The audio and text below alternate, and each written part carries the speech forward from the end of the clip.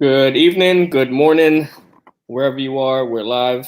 It's Monday night here. I am joined by a couple fine fellas. Mr. Pierre Selly, how you doing tonight, buddy? Hey, not bad. Good to be here. Thank you. How you doing? Sir, I'm doing great. Good to have you. I got Andrew below Selly. How you doing tonight, boss? How's it going, man? Doing good. And Mr. Cameron just jumped in right in time to go live. How you doing today? Yep. Doing good. Are we all in a better mood now that West Ham have done something to cheer us up? Yeah, it's nice because we performed how we should have performed against a team that we should have beat. So Yeah. It was nice to see that because we definitely could have fallen flat on our faces there. We could have. I was a little bit worried about that. It's like the West Ham way is you play against a team that's a little bit below you and kind of. Yeah. Yeah. First of all, before we get started, AmericanHammers.net for all your supplies. Been told to mention that. Shirts, scarves, hats, mugs, whatever you want. Support your locals. GSP out. The regulars. So let's get started. I want to talk about Norwich right off the bat. I've been excited to talk about it. I am in a great mood. It's been awesome. I was smiling at work today. I don't usually do that. Everything's bubbly. I want to get your take on, first of all, the lineup. And a question for you guys with that lineup. Are you happy with Moyes' lineup in that game? Because we won. And if we would have lost that game, would you guys have been disappointed with Moyes' lineup? I want to start with you, Sally. All right, so starting with the lineup, I was not too fond of it. We had three center defending mids, which kind of threw me off because I felt like that was a game prime, to have an attack mindset. And it seemed as if we were playing more defensive or more so to kind of set up for a draw or just like a low scoring game. I was telling one of my friends when I woke up and saw the lineup, the game started at 4:30 a.m. for me. I almost just went back to sleep because I wasn't expecting much, to be honest. And then, it's awesome, that we were able to get 4 goals. Hats off to Antonio. Pretty much doubled his entire season total in one day. So that's pretty sweet. And I guess if we would have lost, obviously the lineup would have been slated. But I think that's kind of a universal thing. We could have had exactly who everybody would have wanted to have out there. But if we lost, you could find your ways to pick it apart. But I will say the one thing that is interesting is that he did use all 5 subs, but he still didn't really sub on another striker outside of Haller. Or did Heller didn't even come? No, Heller came on, but Yeah, he did. Heller came on. it would have been nice to see a Jetty or Silva get a chance. Or I guess Silva wasn't in the lineup either. But yeah, I don't know. I don't like it. I wouldn't be surprised if he sets up the exact same way against Watford, but he did change it up, from the Burnley game. So I guess he's doing something, but I hope he doesn't feel too justified to keep this same one going forward.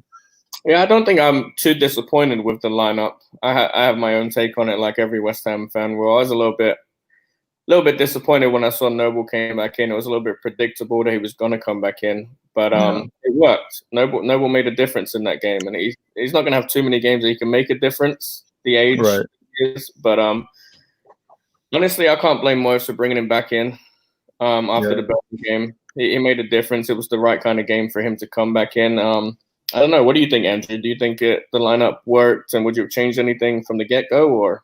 I was with Sully. I kind of looked at it and I was like, listen, this is not quite what we're looking for as far as any sort of attacking with those 3 defensive mids. But, I mean, Noble kind of worked in that position. Again, I wouldn't make a habit of it, but I just think that, having been kind of taken out of the lineup, it kind of give him a little bit of a wake-up call. And, again, he's going to do whatever for the club. So, I mean, no matter where you put him, you can put him a goalkeeper and he's going to give you everything that he has. It just, is the skill still there at 33, So that's kind of the thing that I guess we all question. Again, we beat a team how we should have beaten that team.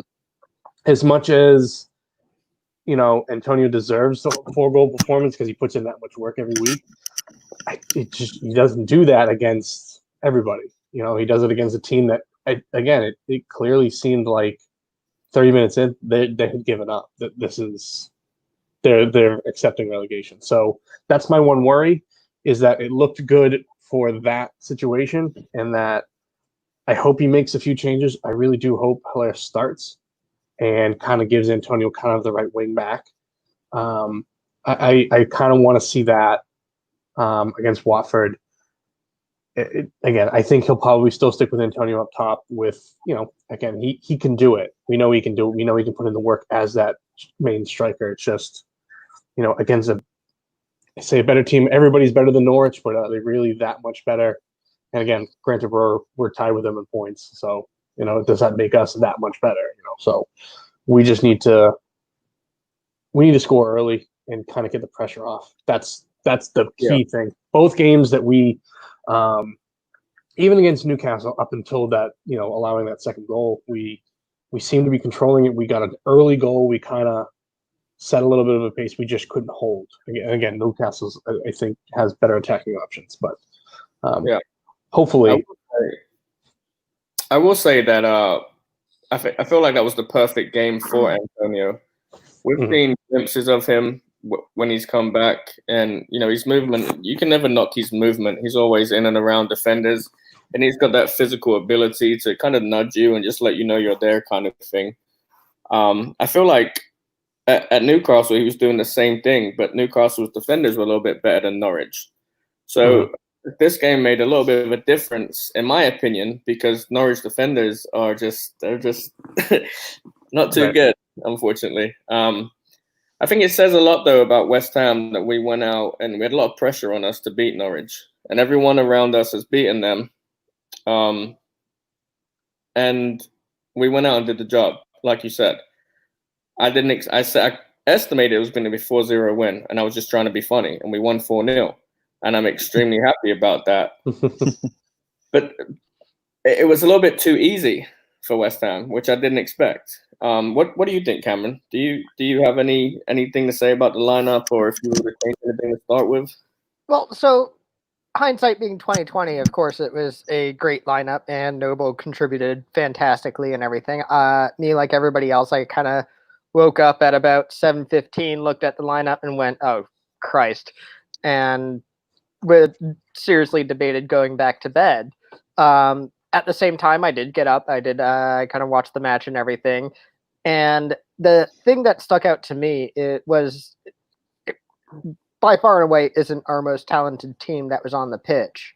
But you had the highest percentage of players that actually gave a shit on the pitch, between Rice and Souček and Bowen and Antonio, and you just had the guys that were going to work their socks off, and they worked their socks off against a team that just couldn't keep up, and it worked. And I mean, especially if you look at teams like, I don't know, Sheffield, they're not a talented squad per se as far as like just pure raw talent, but they graft, and they graft hard. And I mean, one of the other things I saw was Atalanta in Serie A kept the ball in Juventus's half for 8.5 minutes, with Juventus not getting a touch in the attacking half for 8.5 minutes, and Atalanta scored a goal and everything. And I mean, maybe that's kind of just more the team that we want. Is maybe not, we don't want the talented team, we just want the hardworking team that's going to graft and going to do well. Yeah. I agree. I think we're not the most talented players in the world, but what we all want as fans is players that can get along and put effort in. Play for the badge. That's to me is the biggest thing about being a footballer. You might not want to play for West Ham United, and you might not like that badge or the shirt you're wearing, but as long as you put the effort in and show a little bit of passion, it's good enough for me. I took a lot of positives out of the Norwich game. Obviously, Antonio. Was there any other players to you that stood out? If Antonio wasn't on the pitch and wasn't man of the match, would you guys say anyone else deserved it? Souček. Souček always seems to be around the ball, whether it's attacking, defending, whatever it is. He seems to be. And again, if we stay up, I think they said it was 16.5 million spending. That's a steal in this day and age right now. Yeah, it really is. Yeah. And that's something I want to talk about also, is that, I mean, that's cheap for now. That's really cheap. And I saw on the Instagram. I actually took a screenshot that I'll send to you guys later or whatever. He said that he's really enjoying playing with us, and he misses the fans, and it's a dream to play here, and he wants to continue playing here for years. So I feel as though this is a guy that I'm not sure on his age, but he's also young, and I feel as though if we can keep 25, Rice, I think. yeah, I think it's 25, 26. But if Rice stays during next season, and Suchek we sign, which obviously we're going to, I feel good about next season. I feel like it's a very positive signing. It's a player that can attack and a player that can defend. It's a guy that's always in the mix for corners and set pieces. It's a very positive player. And so that was kind of part of my thing about it is everybody keeps saying, oh, we played 3 defensive midfielders. And that's my thing is, to me, he's more of your box to box. Like he's kind of that guy who's just involved everywhere because he has a knack for getting into the box in the right position to catch that ball right where he needs to. I mean, he could have had 2 more goals against Norwich. He had a couple great chances. And he's back on defense. He runs his socks off. He's tall as hell and has those really long, lanky legs. He kind of reminds me of almost like a midfielder Peter Crouch almost. Yeah. Yeah, the one nice thing I've really enjoyed about watching Bowen and Suchek, is the fact that they just offer more offensively. As different options. Kind of like how you were saying, Cameron. The past couple of games, Suchek, you would think that he's our number 9. As many opportunities and goals that he's been able to get to. He's another option off of corners and set pieces. But not only that, but he's I feel like he knows where his range is at, and he's very comfortable when he has the chance to shoot within that range. The same thing for Bowen. Bowen, I think honestly is probably is the box to box player that we have because that dude is all over the place. Excuse me. He's tracking back. He's getting forward. Sometimes I think he's still kind of getting used to the pace of the Premier League because, I think sometimes he'll get into moments to where he's going faster than what he needs, and he'll either misplace the pass or misshoot a ball or something like that. But that being said, those two have been really nice. And if we're able to keep both of them, for 1 or 2 more seasons, that'd be pretty sweet. I don't know if I want to disrespect Suchek by calling him the new Fellini, but yeah, I don't want to do it. But yeah, and I mean the nice thing about the Norwich game, right, is that everybody did look good because everybody should have looked good. If there was anybody who didn't look at that game as, to use an American phrase, a stat stuffing game, then they had no business, playing.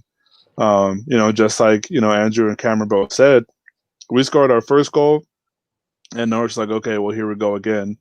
I was nervous until we got our second because, with us, we have that habit of giving up leads or stuff like that. And, like you said, Norwich does have some, solid attacking players. But, once it hit halftime, it was pretty much over. So, I mean, I think, it was good that we got the points, especially with everybody else around us winning too. So do you guys think, and be honest, because I want honest opinions, if you didn't agree with Moyes' lineup, do you think anyone deserves to lose their place for the Watford game? Or would you honestly, as Moyes, go with the same lineup? We're going from away to home, but we're playing a similar kind of team. Would you change anything? And if so, what would you change? I'm going to start with you, Cameron. Would you keep the same lineup or would you be tempted to change anything? I would keep the same lineup. The one thing I will say is, and when you guys were doing the watch along for the match and everything, I was in the kind of the chat and everything because I couldn't join in for some reason. Were you drinking when we were? That's the big question. Yeah, I was. Oh, okay. And so RVA hammers in the chat. That's always me.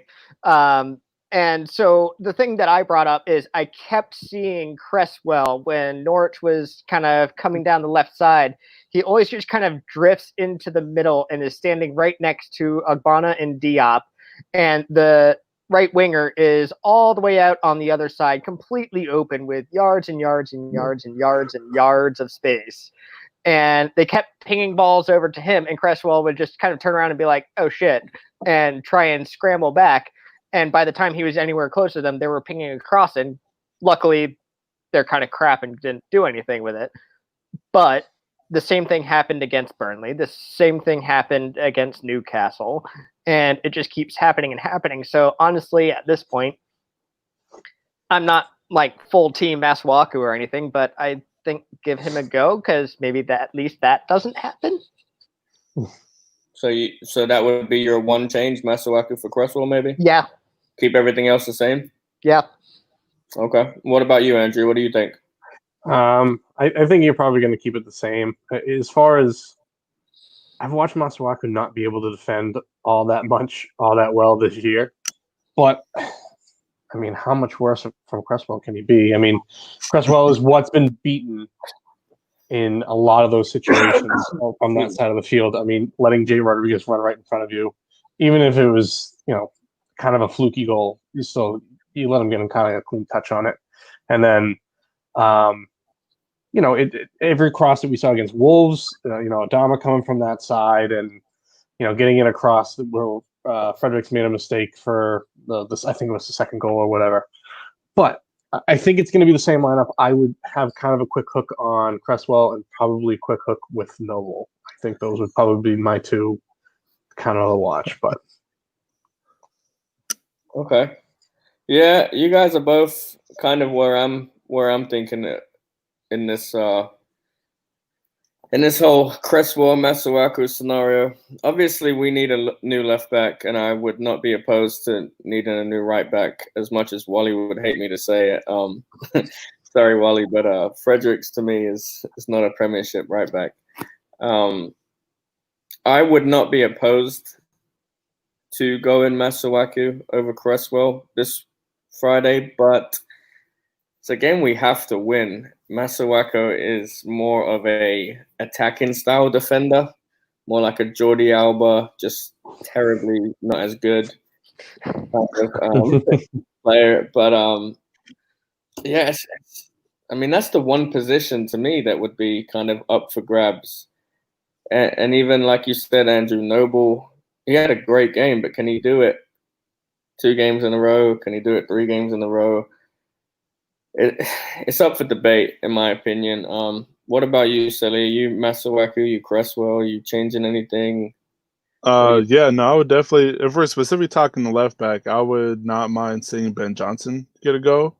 But if I was to change anything, I'd honestly drop Noble and put Hellerian and have 2 up top. And everything else I'd keep the same. Just because technically in the last 2 games, giving up one goal. But the thing that's even crazy with that, right, is apparently we were still beaten in possession. Norwich had 55% possession apparently. So I don't know how that makes sense at all. Yeah, I don't understand possession all that much. Honestly, I mean, I get where possession comes from. Obviously, you having the ball, but I don't know what about that game made it feel like they had 55%. But the possession stats that they show is always based on the last 5 minutes of play. So if a game ends and Norwich have the ball more than us in the last 5 minutes, at the end of it, they're going to come up that Norwich had more of it. And even then, I don't think Norwich had the ball much at all. But. Yeah. But no, I would like to see two up top. I think that could give Watford a really tough time. I know that they won. They won the last game, but both their goals came off of penalties. That does worry me in the sense of Diop loves to give up cheap pens, and Cresswell, like we said, is not, particularly great, or he hasn't been great recently. But yeah, and like Wally says, that game is pretty much painted for a draw in my mind. But the thing that's crazy, though, I believe, if I was looking at it right, if either one of us win that game and Bournemouth pretty much lose, safe. Bournemouth are out. Yeah, but yeah, the winner's pretty much safe. Or not Villa. Bournemouth, I'm sorry. Villa. Yeah, that's what I meant to say. Which would be great. But I think, we need this win because we're not beating United. That's just not happening. And then, Villa the last game, I'm not sure, but we have beat Watford the last 2 times we played them, so I know that hopefully they got confidence with that. Yeah, I mean, Troy Deeney has a knack of scoring against West Ham, and he's just one of those guys. He's just got that face that you just want to kind of like. Yeah, Especially when he scored the handball, that was a little bit of magic. Yeah, magic. My ass. The most out of shape number 9 in the Premier League. So obviously West Ham did their job, but Bournemouth did their job, Villa did their job, Watford did their job.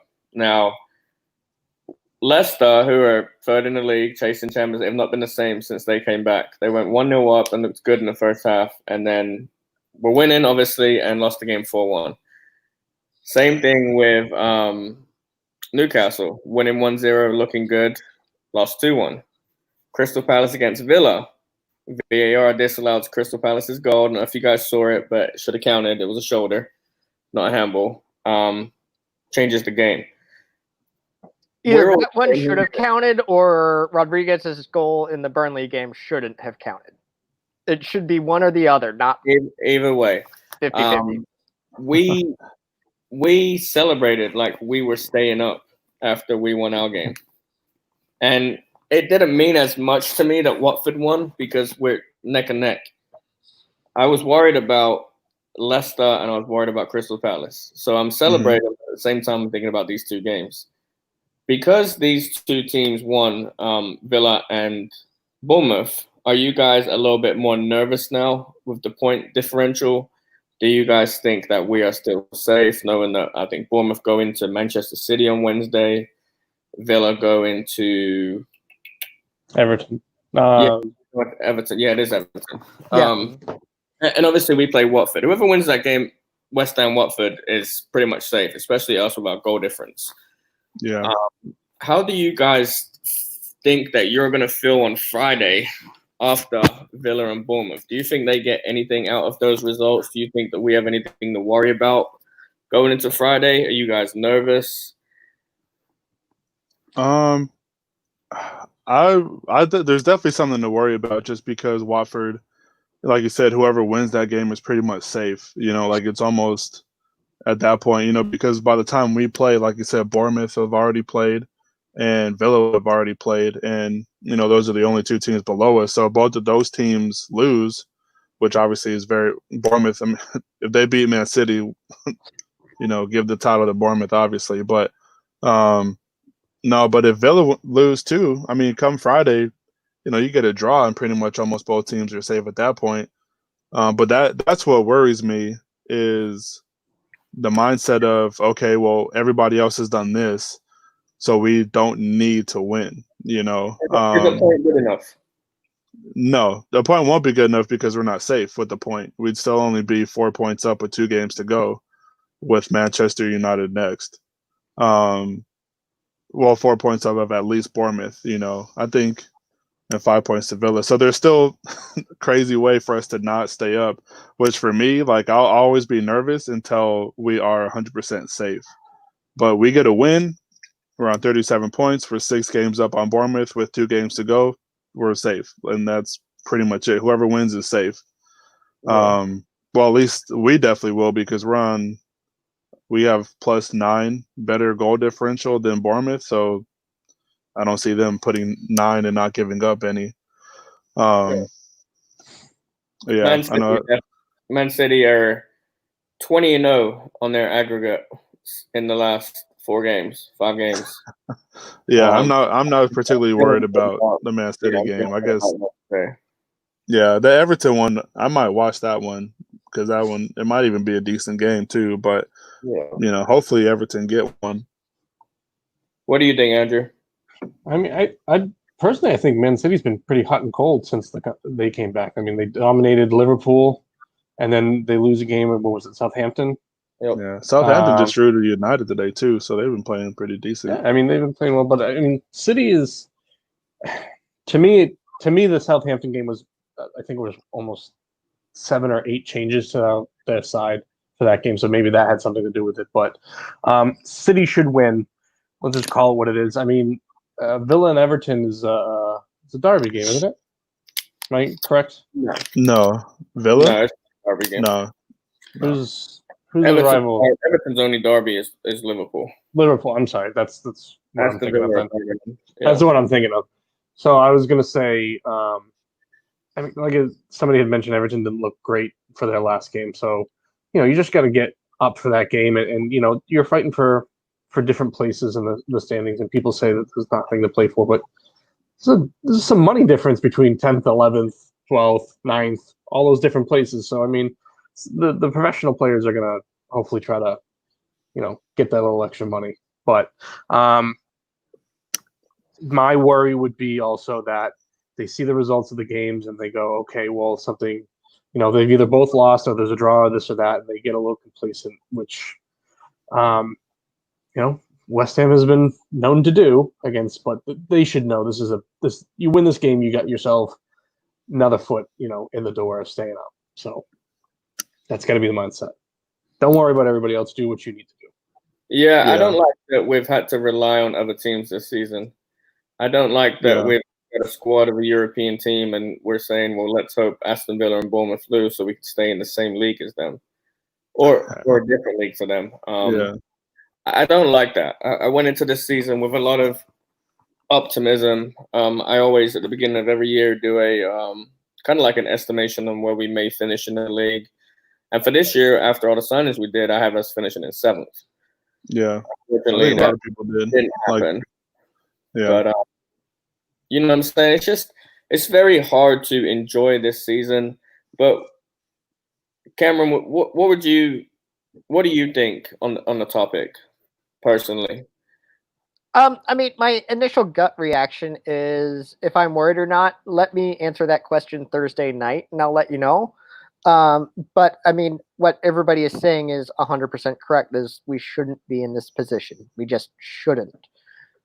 Like, with the team that we have and the talent that we have, we should be 5-6 spots ahead of where we are, but we're not. And to me, it just seems like there are players that aren't ready to be Premier League players, that are not ready to have to scrap for every point. And it seems like, there's right now, looking at the matches and everything, if one of the two games doesn't go our way with Bournemouth and Villa, there's a good chance we could go down. There just is, and that's the fact, and that's just sad at this point. Saw a couple of Twitter accounts today saying Fornals should be dropped and replaced with Lanzini. Fornals has not been doing enough. Kind of looking lazier, not as interested. I disagree to an extent because he's played some great through balls that mattered. Obviously, for the Antonio goal that set up Bowen for the assist. He's one of those players that is a hit or miss. He's very similar to Lanzini in every aspect of his game. Are you guys at all tempted Lanzini over Fornals for any game for the rest of the season, or would you stick with Fornals? Stick with Fornals for sure. I don't trust, especially because Fornals he's pretty much played 90 minutes. I don't trust Lanzini for 90 minutes just because I don't think Lanzini trusts himself. Yeah. I mean, obviously it's pretty clear, everybody's standpoint on, Lanzini after his injury, which is unfortunate as it is, it is what it is. He's just not the same player. But Fornals has shown more flashes this season of being a player that wants to be there, or just a player that kind of puts in more of an effort. And like you said, he's sparked a couple goals. I don't think I think the break came at the wrong time for him because I think he was definitely trending upwards before, the break happened, which is unfortunate because I think the team as a whole were trending upwards. And I don't know, it's interesting too because I'm looking at the games that we've been playing, and if we had just gotten maybe 3 more points in any other game that we lost, we'd probably already be safe by now. What about the 24 we've given up from winning positions? That would definitely have kept us up. Oh That's the yeah, no, we we were talking about that the other day. If we had the points that we would have We were lost, gonna we'd be we'd be 1 point outside of Europe, That's crazy. or we'd actually be in the in Europe.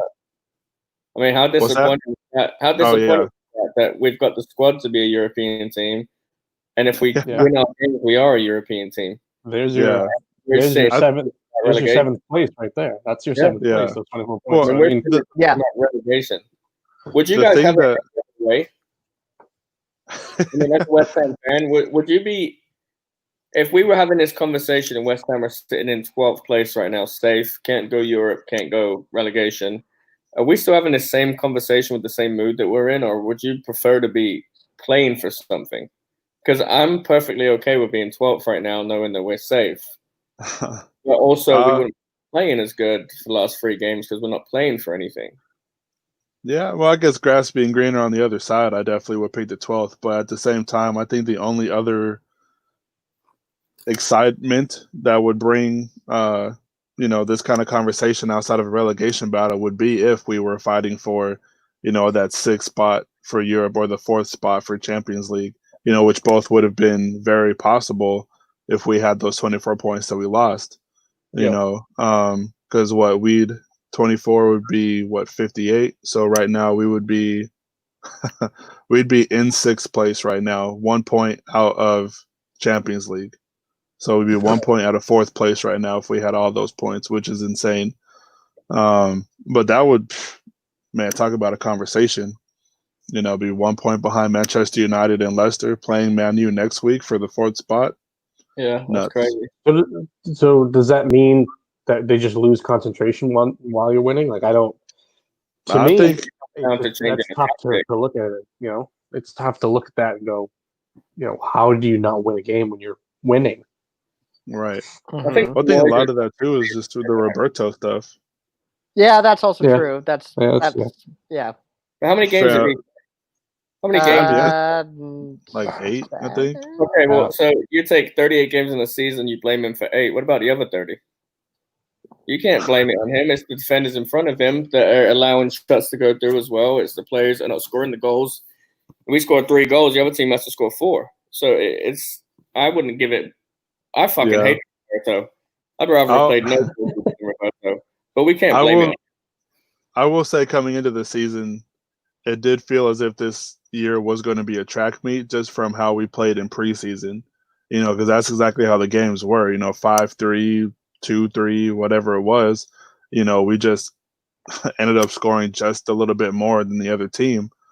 But I think all the way up until the Bournemouth game, we only lost 1 league game, and that was Man City. By the time he went out, we were oh no. Yeah, so we had 1 loss, 1 tie, 4 wins.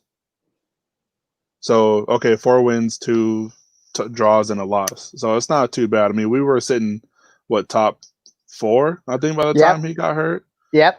And then once, Roberto started until we played Chelsea. Right? I'll back out real quick just so I can see what happened, how many games that was. But yeah, that was nuts. So, what about you guys, Cameron, Andrew? Are you guys happy with the excitement of battling for relegation, or would you guys be content sitting there in 12th place knowing you're playing for absolutely nothing? No and no, because I mean, the whole thing and the entire reason that especially said it earlier, GSB out, is we were promised next level. This ain't it. Exactly. It's not. Exactly. Going back to the Fornals thing, I think he is right now, since the restart, probably one of the more underrated players in the squad. He made one mistake where he played that one player onside, and ever since then, everybody's been on his back like crazy. But I mean, he's played so many just absolutely beautiful, like chef's kiss, clean, forward-thinking passes. Everybody kind of goes on and on and on about the Antonio Yarmolenko goal against Chelsea and everything. Antonio set that up to a fair degree and everything, but what really set up that play, if you go back and watch the replay, is Antonio chests it back to Fornals, and Fornals one touches it with a little bit of spin ahead of Antonio and sets him on his run in a just glorious fashion. And it was just like, if you had Lanzini in that position, if you had Anderson in that position, they would not have made that pass, and that goal would not have happened. And I think he's very underrated because he doesn't get on the score sheet or the assist sheet that much. But the things he does to get other people on that sheet is absolutely worth keeping him over Lanzini right now, hands down, no questions asked. I think he would get more praise if he was played centrally. Yeah. Oh, yeah, absolutely. Yeah, I don't think he gets as much praise. And I agree that Fornals should be the starter. I was just bringing up the topic of many people are saying Lanzini because they're similar players. Andrew, what is your take on that? I've got Selly and Cameron. What do you think on Fornals? I think Fornals deserves to start. I agree with Cameron that just because he's not filling a stat sheet out doesn't mean he's not the better player to start. He's shown you something. Lanzini, for long before we even stopped the season, didn't show you anything. And so that's kind of where I'm at. All right, you got somebody that's here that can show you something. Early before the shutdown, Fornals would get on the score sheet. You know, maybe not as often, but he was also, if you remember, he wasn't played all that much for a while. It took, I think, Moyes, when he first came here, started playing him. That was kind of this kind of switch. But I think Fornals deserves it. I think that if we stay up, he's going to be a good contributor for next year as well. As far as your 12th place or fighting for something, I think at this point in time, with it being a weird year, you kind of look at a lot of different factors, but at least in 12th place, you're safe and you can kind of plan for that next season and kind of look at it and you go, hey, Cresswell's just not cutting it anymore. Is Frederick really, a right back for the Premier League? You know, we can kind of start looking at those things. Now you're like, well, if we go down, Fredericks is probably going to be there. If we go down, Cresswell's probably going to be there, because you're not going to find anybody to just kind of take Cresswell off your hands. You're not, I don't think Fredericks has that bad of a contract comparative to, but the reason I asked that question, I mean, you can finish if you want to talk. No, that's like I said, at least you can plan from that point. Here, you kind of can't. I mean, the same thing, at least if you're fighting for Europe, okay, you're fighting for, all right, now you're looking at better names in that position for next year, But it's just, to me, it would make it easier for them next year because it's going to be a short off season if they're going to start up. Okay. Yeah, the reason I asked that is because if we're sitting in 12th place and we have nothing to play for, I feel like we're getting players that aren't playing now playing on the field, like your Ben Johnsons, like your Jetty trying to get some minutes, kind of experimenting.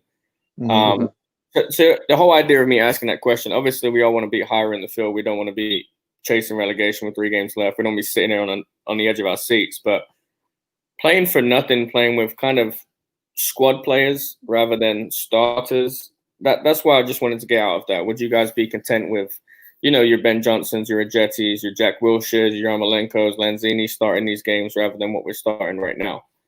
Yeah, I would. I was asking that for specifically. Yeah, and I would definitely like it because you could probably get to see Silva play, and I'd love to see that.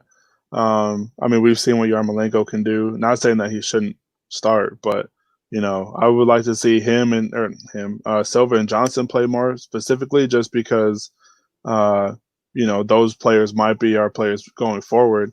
In the starting 11, I think you could also tinker with, okay, well, what if we have Anderson, Fornals, and Lanzini on the field at the same time in the midfield? How would that work? Is there any kind of mix and matching with that we can do to see, okay, well, maybe they're not playing well because maybe we're playing them out of position or, something like that. And my earlier point, too, with Roberto, he started 6 league games for us. And kind of going off what you said, Dan, as bad as he was in some aspects, he did get a pretty bad luck of the draw because he did lose a game 2-1, Palace. We drew Sheffield United 1-1. Forgot about that. We lost 3-2 to Newcastle, another game we gave points of. got battered by Burnley, lost 3-2 to Tottenham, and that was his last game that he started. But he did start that cup draw against Oxford too, I believe, and that that wasn't good for anybody. I think that was the turning out season as well. That Oxford game. That's just when it went downhill. Yeah, and I mean, the Oxford game, we didn't win for so long. Yeah, no, I mean that's true, and it's I don't know. Cup ties are always weird because even the big teams can get battered by the small teams, but that just wasn't what we needed at that point because I don't think anybody had any kind of confidence, and then we go and play in a little, tin can of a stadium in front of four people and get battered. So I want to talk about, obviously, like I said earlier, West Ham won, Bournemouth, Villa, and Watford all won. Aston Villa, I want to get your take on the other two teams that go down with Norwich and what you guys take out of it. Villa go away to Everton. They play at home to Arsenal and then obviously play West Ham. Bournemouth play away to Man City. They play at home to Southampton. And then on their last game, they go away to Everton also. Watford play West Ham. Watford play Man City. And on their final game, Watford play against Arsenal.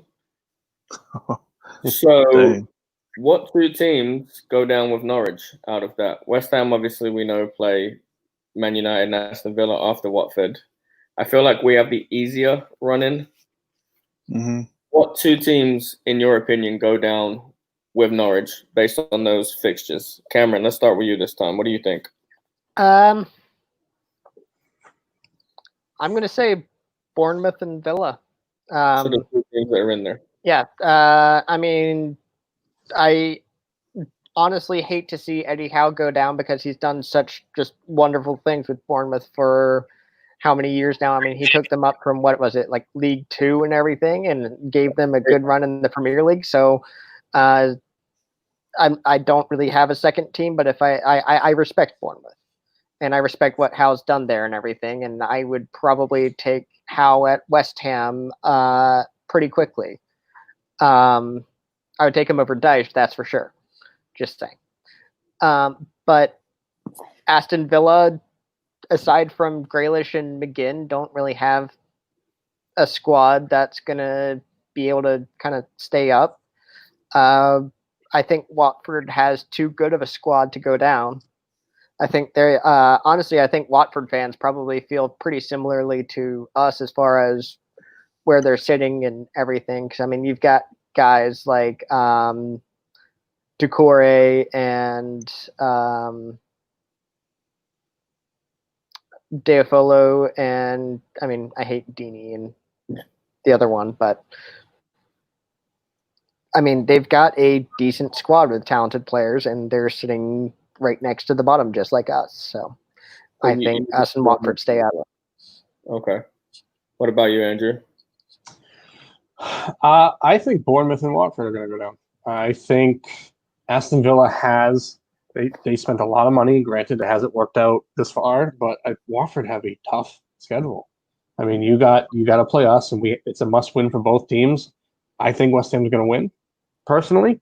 And then you got, I believe you said Man City and us, or Arsenal. I know it's Arsenal in the last game. Let me double check that. The second one. Yeah. Arsenal won the last day of the season, and then Man City before that. Yeah. So, I mean, just don't. If they lose to us, yeah. I mean, I didn't. If they lose to us, that's another point to look at. They're going to come out firing. So I mean, it's to me, I don't think they get any points out of all those three. I mean, maybe one somewhere, maybe the last day or whatever. But I just think that we've seen Villa, we've seen Bournemouth kind of fight for it. Watford's won a game since coming back, but I mean, I think Villa, and not only that, but I've watched the Premier League for a long time, and Villa has been there for a long time, so I kind of want to see them there. But yeah, I just think Watford have just bad luck to have to end the season on that. Yeah, that's what Wally just said as well in the chat room, that Deeney has a knee issue, which is right, is correct. He's supposed to be out for the rest of the season, actually. That's their goal scorer. That's their threat, and that's the one guy that when West Ham play Watford, and I don't think Feo was fit either, and I hate him. He's a great player. I go into this game with a lot of confidence, and I'm also on your side a little bit, Andrew, with the fixture list to end the season. Watford don't have it kind. We're relying on Man City and Arsenal and Everton as our three teams for the rest of the season. Everton played a few teams below us, and so do Man City. That is amazing for us personally, but we can't rely on other teams to do their job because we need to do ours. You know what I'm saying? Right. Yeah, you win. You win. You don't have to worry about anybody else. Yeah, exactly. Sally, are you Bournemouth and Villa, or do you think Watford or even West Ham could get dragged in there? We haven't mentioned Brighton at all, and I don't think we should, but they can still technically get relegated. It's not going to happen. Yeah, I mean, that'd be, man, what a turn of events that would be if Brighton were to get relegated. Oh, But, imagine that. but yeah, I mean, I think it's very lucky that Watford did win the games, the last two that they did, because I didn't realize that their last two games were, you said City and Arsenal. Mm-hmm. Yeah, I mean, obviously you never know what you're going to get going into an Arsenal game, but with that being your last game of the season and Arsenal, well, they don't really have much to. I mean, they could potentially be playing for a European spot at that point, but yeah, I don't know. Bournemouth have been terrible all season. Villa, they rise and they fall as Jack Grealish will take them. I don't think he's going to be there after this season. No chance. Yeah. And I don't know. I mean, I guess Watford have more pieces to mess around and stay up than the other two clubs, I feel like. Because I know Watford, don't quote me on this. I don't know if it was Watford or Wolves. I just know one of the W teams this past summer spent like £100 million on players. Probably yeah, it would make sense for Wolves too, but at the same time, Watford, they did put a lot of money in for the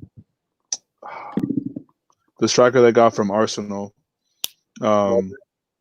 Welbeck. Yeah, Welbeck. Thank you. They did spend a lot on him. He's also only scored one goal in a year and a half. Yeah, which is crazy because that came last week. Yeah, which is nuts. So what two would you go down? Yeah, Bournemouth and Villa, definitely. Just because I don't think they pick up any more points for the remainder of the season, especially Bournemouth. Bournemouth are done after they play City, in all honesty, to me. I don't know. It's weird, man. I don't know. It's crazy because Villa, the thing that's crazy is like we still could play them the final day for that last relegation spot, even though I don't think it'll come to that. But yeah, just like you said, like we just have to win and we're fine. That's it. Like if final whistle on Saturday goes off and we're winning and we've won, it'll be the biggest exhale for a long time. I have taken off work for Friday, Saturday, and Sunday because if we win, I'm fucking celebrating. I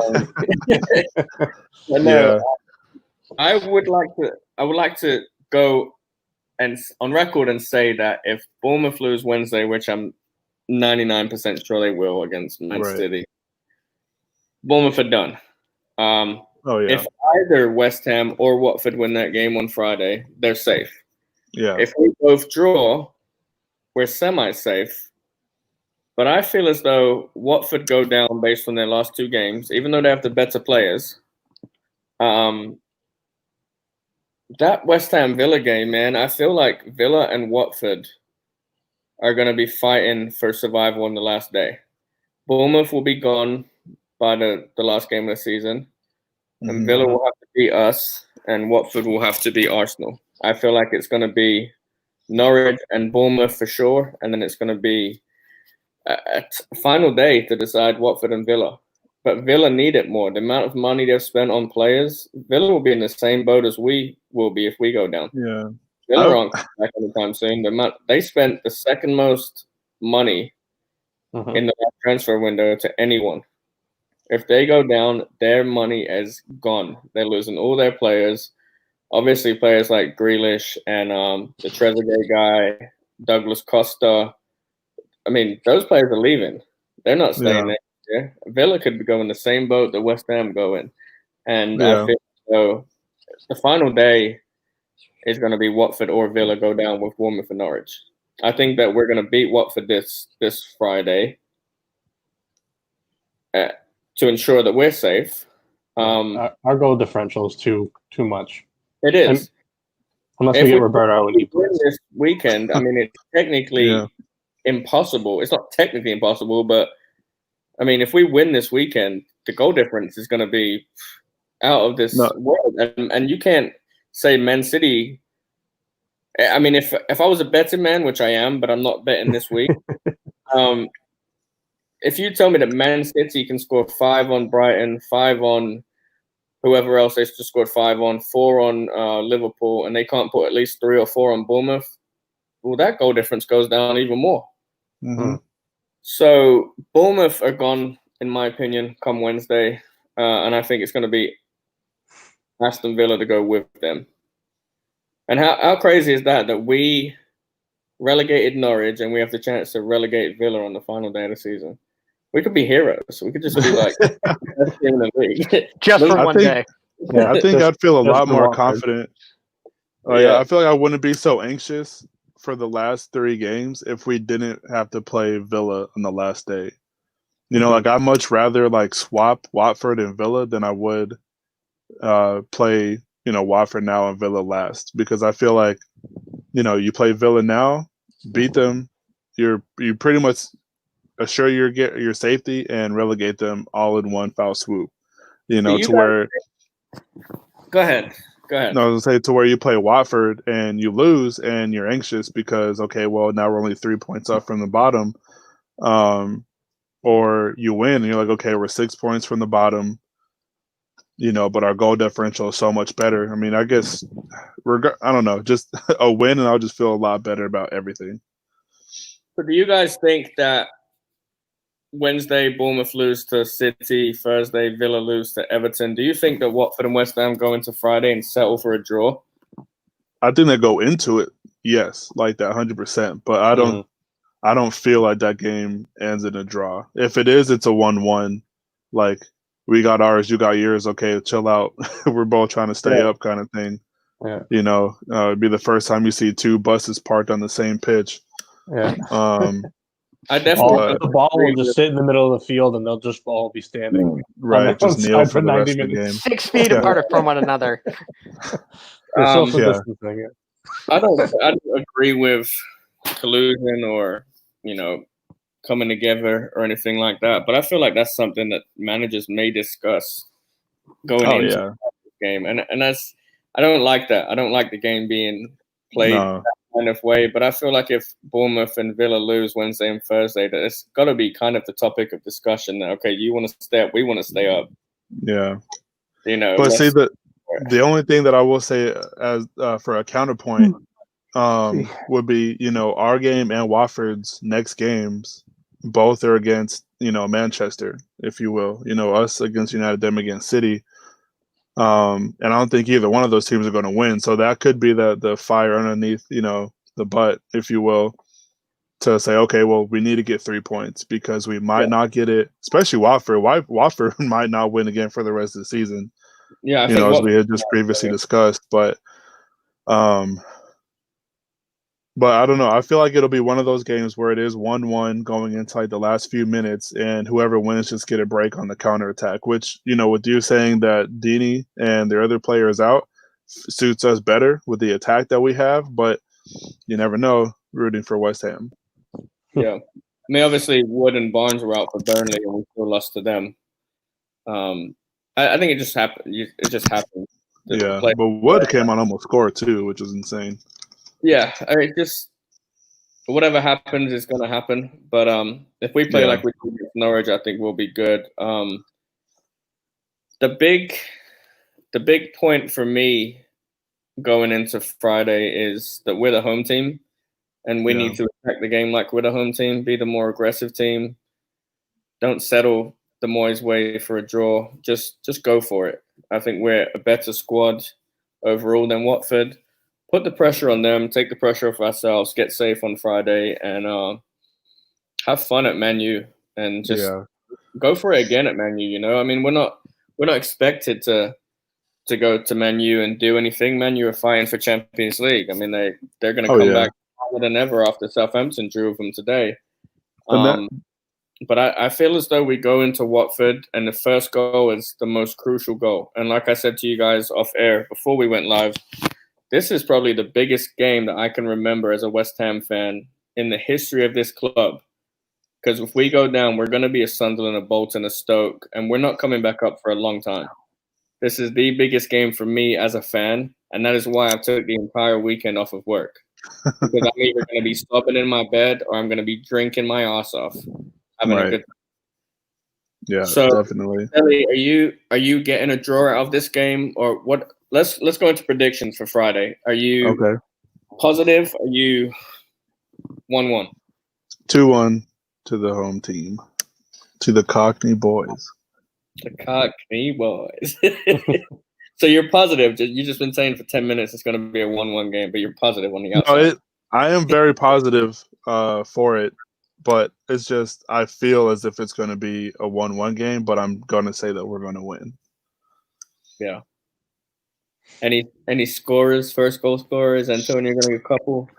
I think Antonio Bowen scores first. Second goal scorer will come off of a corner for whoever gets to it first, I guess. Souček. Yeah, probably. That'd be nice. Yeah. So Souček. All right, so 2-1. Andrew, what are you thinking for Friday? Optimistic? I think it's going to be a nail-biting 1-0 win. Souček, set piece somewhere. The ball will find him on the head, on his foot, wherever. Just wherever, just as long as it's in the back of the net. I don't care how he scores it. Souček with the half volley screamer. That'd be beautiful. Yeah. Will you settle for a scrappy 1-0 win, Andrew, or would you settle for a great performance? Watford have no shots, 1-0. I'll take that. I'll take anything. I'll take a bounce that Souček happens to just find and just kind of put it in the net. Whatever. I don't care as long as it's in the net. I think that early goals have been great for West Ham. I just don't know how long my heart can take them scoring in like the 6th minute and then having to go the rest of the game and trying to. I think it'll be 1-0. Maybe 2-0 if maybe a cheap goal at the end by Antonio or something like that. I'll take that. Sure. All righty. Cameron, what are you thinking? Optimistic? Yeah, I'm going to go 3-1 to the Cockney boys. Okay. I just looking at their defense, they're not the biggest defense in the world. And, I mean, guys like Antonio and Haller do better against smaller defenses. There's a reason that Burnley always manages to do one over on us, and it's because they've got these just absolutely massive defenders who are hard to get past when you play physical up front like we do. Watford doesn't have that. So I think depending on the starting lineup, I'd say Souček gets one, Antonio gets one, and Declan Rice 25-yard screamer for once. Oh, very I said optimistic at the beginning of that question. You're very fucking optimistic. Fo said something in the chat that kind of made me think too. And I don't know, like I said, until the game was over, my mind's going to race a mile a minute thinking about it. But he said a Welbeck penalty, and with the players being out for Watford in the final 2 games they have to play, I also wouldn't be surprised to see Watford play the nimble penalty football, kind of game. Like you get in the box and all of a sudden you become glass. Then you become where the slightest breeze knocks you over. Because I mean, and I'm sure that's not how they were trying to play against Crystal Palace. And they beat them on just penalties. What Crystal Palace based his career off of. Penalties. Yeah, that's fair. But I mean, he honestly was the one player that makes me nervous, and he's not in. Welbeck has not been the same since he left Manchester United. So I don't know. I mean, obviously you never know in the sport, but yeah. To Just Cameron's wanna point, win. really quick, you see Antonio against smaller defenses. He scored his header against both central defenders against Norwich. Yeah. Both of them were guarding him, and he still got to the ball, and he still muscled his way to get it in. So I Let's think not he's look past absolutely that right. nice flick too. Diop had a nice little flick off to him too. Yeah. That was pretty. We actually look good from set pieces, and I feel very positive when we get set piece. I'm a little bit more excited than I was earlier in the season. Yeah. And just if we had Snodgrass whipping him in rather than Bowen. I mean, no offense to Bowen, but Snodgrass's left foot is a little bit better than Bowen's, in my opinion, for set pieces. No, that's fair. I would agree. I said that we were going to draw Newcastle 2-2, and I said that we were going to draw Norwich 4-0, and we won both of those. So I'm going to give you guys a prediction. So we don't go 3 and out. We're just going to go. I gotta write it down for my bookie. Hold on. Go ahead. All right. I'm going to go over West Ham 2-0 win. We're going to be at 1-0 at halftime. Watford are going to attack the game second half, and we're going to score on a counter-attack. I would like, if we're up 2-0, I would like for Antonio to come off probably in about 70th minute or so. Yeah. Give him a rest. We're not obviously safe if we win. Probably are, but I mean, if we're not safe off of that win, like hell would literally have to freeze over because we would be 6 points up on the first spot with a Goal ridiculous goal difference. So we go down off of that, we don't deserve to stay up. We don't. But I'm going to go for a 2-0 win, and I'm optimistic as you guys are, and it's great to have 3 of you here that all said West Ham are going to win. And I hope you said it not because you're West Ham fans, but I hope you said it because you genuinely think we're going to win. And I think that we all agree that this is a must-win game, and I think we're safe if we win. It's the biggest game, honestly. 125 years of club. I think this is the biggest game in West Ham's history, honestly. I really do. It's not a championship playoff final. It's not an FA Cup final against Liverpool. It is basically our club. It's survival. It is either our club growing and progressing, or is our club going completely down the shitter to League 1 or 2. And I mean, this is.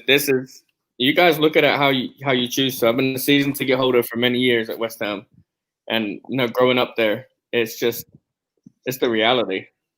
One reason I'll definitely say the year don't sound crazy is because I hear it from a lot of different people. Ever since doing this, I've had the privilege to, be followed and follow, multiple West Ham fans on Twitter. And just from random conversations I see, that sentiment is definitely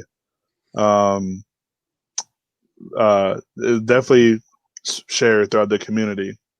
I mean, hopefully it's not as bad as League 1, but I mean, regardless, just living in America, being a West Ham fan, it would be terrible if they go down because it'd be much harder to watch them. But, other than that, I mean, I wouldn't want to see it to be something, where it is like a Leeds, because Leeds were, or not even Leeds, but them or Nottingham Forest.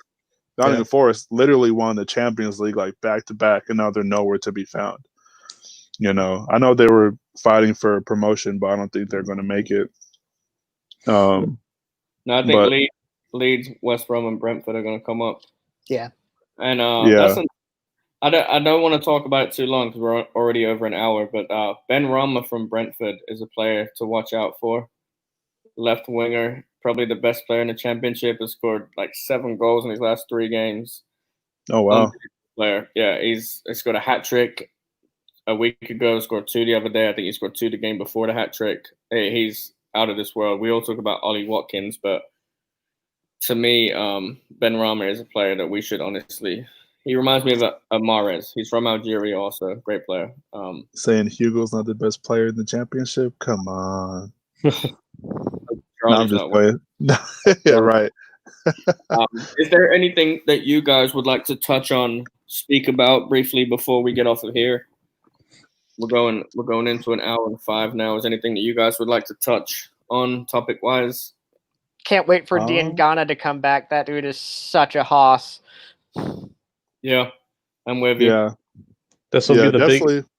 Go ahead. Sorry, Andrew. This will be the biggest game for West Ham, unless we lose, and then 2 weeks from now against Villa will be the biggest game in the club's history. So, correct. Yes, one game, Andrew. Yeah, I don't really have anything major. I don't know. I'm looking forward to the game. I'm looking forward, to staying up and seeing either additions we make or what youth we bring back up to play. Also, another thing to look out for, even though I don't think it's going to happen, is Millwall is 3 points out of a playoff spot. So that'd be interesting if they make it. They're not coming up. Oh no, they're definitely not, but it's something to look at. So All right. yeah, I don't know. On that note, we'll end it for the evening. Thank you to everybody in the chat room. Active chat room today. We had a lot of chat room's always great. Yeah. talks, and you guys are awesome in the chat room. We're glad when you guys come in, and we're glad when your input. It helps us be a show. Shout out to Gaz. So thank you all on that. And, Hashtag recall Big George. Oh, okay. We'll hashtag man. Cameron and Charlie Walsh, and we'll go from there. But yeah. So thank you guys, wherever you guys are watching from. Obviously, Lee is on Wednesday night, presumably talking about more of the Watford game and touching some other subjects. But I'm not sure there's a show tomorrow night. Do you guys know that? I don't think there's anything tomorrow night. I don't know right now. Is Ray doing his? I'm not sure if Ray's No, doing. yeah, I'm not sure. I think we usually do Monday or Tuesday. Tim couldn't host tonight, so I did. Oh, okay. So I'm doing one tomorrow, but I know that definitely Lee is back on Wednesday, 8 or 9 o'clock. Tune in for that. And thank you guys for being super active. Thank you to my guest this evening. It was an awesome show. My pleasure. Pleasure talking to you. Guys. Thank you. Good subjects, but I'll speak to you guys off air. And come on, you Lions. Yeah, come on, you Lions.